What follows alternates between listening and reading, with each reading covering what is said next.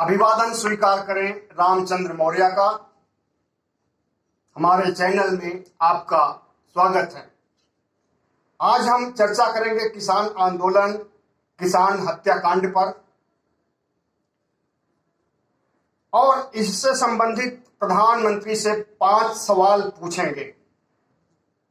पता है सबको कि उत्तर तो देंगे नहीं, लेकिन जो सवाल हम पूछेंगे ये जनता के बीच, किसानों के बीच, देशवासियों के बीच जाएगा और वो एक यक्ष प्रश्न होकर खड़ा हो जाएगा। निश्चित ही किसानों के खिलाफ जो शक्तियां काम कर रही हैं उसमें से सबसे बड़ी शक्ति तो स्वयं केंद्रीय मंत्रिमंडल है। केंद्रीय मंत्रिमंडल में वो भी गृह मंत्री नहीं, गृह राज्य मंत्री के द्वारा किया गया कुकृत्य है, जिससे आज पूरा देश शर्मसार है। देश ही नहीं, दुनिया में भी भारत की हद पिट रही है। हर देशवासी भौचक्का है, अचंभे में है और चिंतित है कि हमारे देश का केंद्रीय मंत्रिमंडल ही अगर अपराध करने पर उतारू हो जाएगा, हमारे रक्षा मंत्री और हमारे गृह रक्षा मंत्री ही अगर अपराध करेंगे और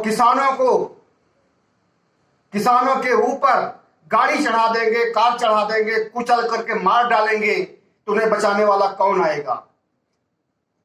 दुनिया में, देश भर में अपराध होता है, लेकिन उस पर नियंत्रण किया जाता है। लेकिन जो नियंत्रण करने की सबसे बड़ी शक्ति है, अगर वही अपराधी बन जाए तो कौन नियंत्रण करेगा?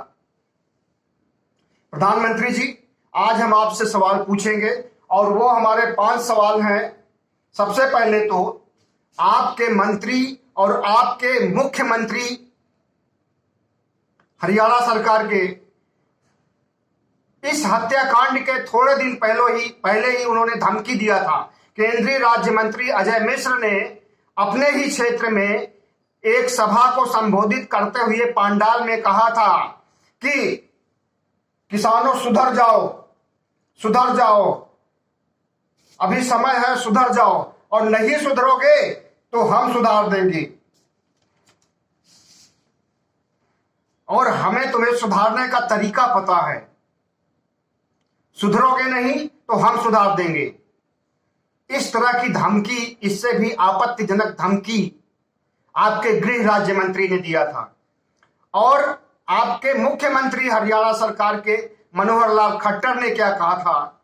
सठे साठ्यम समाचरेत, जैसे को तैसा, मतलब किसानों के साथ वैसा ही सुलूक कीजिए जैसा कि होना चाहिए, और उनके आंदोलन को दबाने के लिए छोटे छोटे ग्रुप बनाइए, लठबाज तैयार कीजिए, अस्त्र शस्त्र लीजिए, उनके ऊपर आक्रमण कीजिए, और अगर इसके बाद जेल होती है तो जेल से आने के बाद नेता बन जाओगे।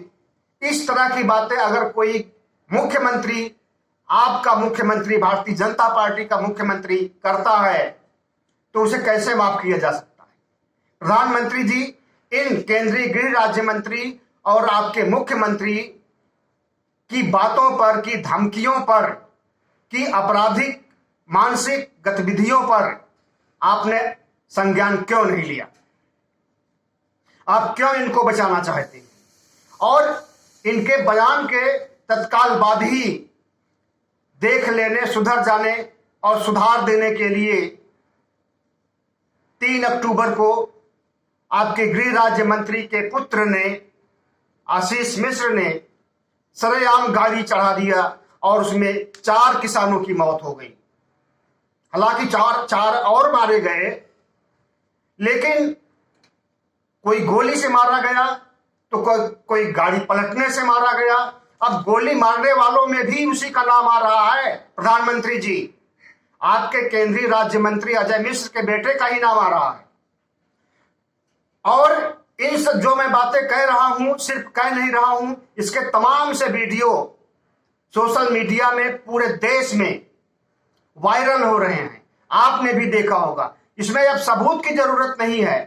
प्रत्यक्षम किम न प्रमाणम, प्रत्यक्ष के द्वारा प्रमाण की जरूरत नहीं पड़ती है। हाथ कंगन को आरसी किया, प्रत्यक्ष के लिए प्रमाण की जरूरत नहीं।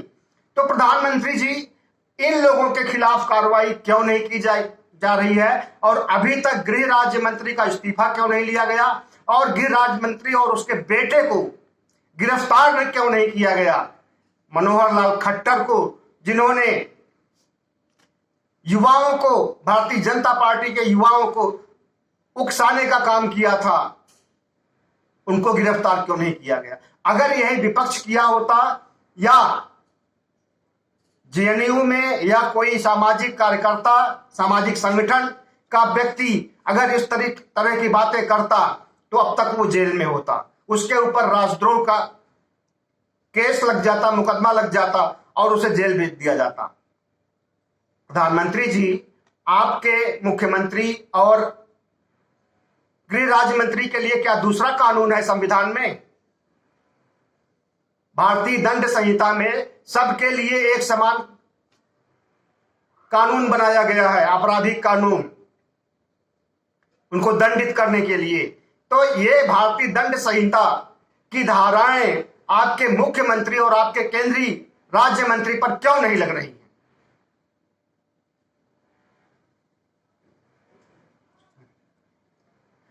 और आपके जो गृह राज्य मंत्री हैं, इन्होंने कुछ और बयान दिया था, बोले थे, खुल्लम खुल्ला बोला उन्होंने, कोई लाग लपेट नहीं थी।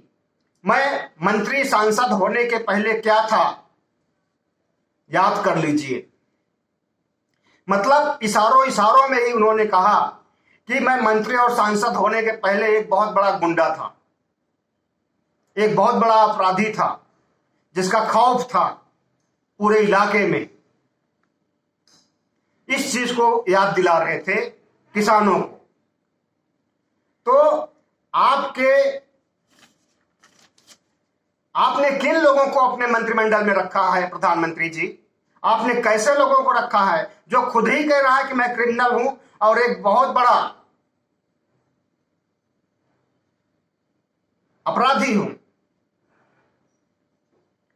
प्रधानमंत्री जी, जब अपराध करने वाले लोग ही मंत्री बन जाएंगे, वो भी गृह राज्य मंत्री बन जाएंगे, तो देश को कैसे संभाला जा सकता है? देश की कानून व्यवस्था कैसे ठीक ठाक रखी जा सकती है? प्रधानमंत्री जी, किसान आंदोलन के 10 माह पूरे हो गए और इस बीच 706 लोगों की हत्या हुई। 700 तो अन्य कारणों से मरे हैं और 6 किसान आपके मंत्री के पुत्र के द्वारा कुचले जाने पर मरे हैं। अभी तक इन्हें गिरफ्तार नहीं किया गया है और इनके खिलाफ कोई कार्रवाई नहीं की गई है, सिर्फ एफआईआर किया गया है, वो भी विपक्ष के दबाव से। अगर ये भाग करके नेपाल या कहीं किसी देश चले जाते हैं और इनको आपकी पुलिस पकड़ नहीं पाती है, क्योंकि पकड़ने वाले भी उन्हीं के रिश्तेदार रहेंगे, उन्हीं के डिपार्टमेंट के रहेंगे, गृह मंत्रालय के ही लोग रहेंगे, और उनको पता भी रहेगा तब भी नहीं पकड़ेंगे। तो इनको गिरफ्तार क्यों नहीं किया जा रहा है और इनके ऊपर कार्रवाई क्यों नहीं की जा रही है? प्रधानमंत्री जी, 5वां सवाल हमारा है कि आपने कुछ समय क्या, लगभग 2 साल पहले कहा था कि हम किसानों की आमदनी दोगुनी कर देंगे। प्रधानमंत्री जी, किसानों की आमदनी दोगुनी तो हुई नहीं और 2022 तक कर देंगे। अब 2022 बहुत दिन नहीं है प्रधानमंत्री जी, अक्टूबर का महीना चल रहा है, नवंबर, दिसंबर, 2 महीने बाद, 3 महीने बाद 2022 आ जाएगा। देखेंगे कि कितने किसानों की आमदनी दोगुनी हुई है। आमदनी की तो बात छोड़िए, आप तो किसानों से उनकी जमीन भी हड़प रहे हैं। आपने 3 कानूनों में ऐसे कानून बनाए हैं कि जो किसानों के पास जमीन है वो अडानी अंबानी के पास चली जाएगी और अडानी अंबानी के वो गुलाम बन जाएंगे। जैसे अंग्रेजों के गुलाम थे वैसे अडानी अंबानी के गुलाम बन जाएंगे। तो अपने अस्तित्व की लड़ाई लड़ रहा है किसान, और इसमें अपने अस्तित्व की लड़ाई में उसके सामने और कोई रास्ता नहीं है। वो लोकतांत्रिक ढंग से, संवैधानिक ढंग से अपनी लड़ाई लड़ रहा है, और उसके जो है 10 महीने पूरे हो चुके हैं, 11वां महीना चल रहा है। प्रधानमंत्री जी, इन्हें कब न्याय मिलेगा? कब आपकी कृपा दृष्टि इनके ऊपर मेहरबान होगी? 3 कृषि कानून कब वापस होंगे? एमएसपी पे गारंटी कब मिलेगी? प्रधानमंत्री जी, सोचिएगा जरूर। बहुत बड़ी ख्वाहिश नहीं है, बस यही हमारे 5 संकल्प थे, 5 सवाल थे, मैंने आपसे पूछा है, और इसमें शायद गलत कुछ भी नहीं है। आपका तो उत्तर नहीं आ सकता है, लेकिन देशवासियों के मन में आपके प्रति और आपकी सरकार के प्रति, आपके सोच के प्रति, आपकी कार्यशैली के प्रति, आपकी कार्य संस्कृति के प्रति जागरूकता बढ़ेगी, और फिर से शायद आपको उस जगह पर नहीं भेज पाएंगे जिस जगह पर उन्होंने 2019 में भेजा था। बहुत बहुत धन्यवाद। हो सके तो हमारे वीडियो को सब्सक्राइब कीजिएगा।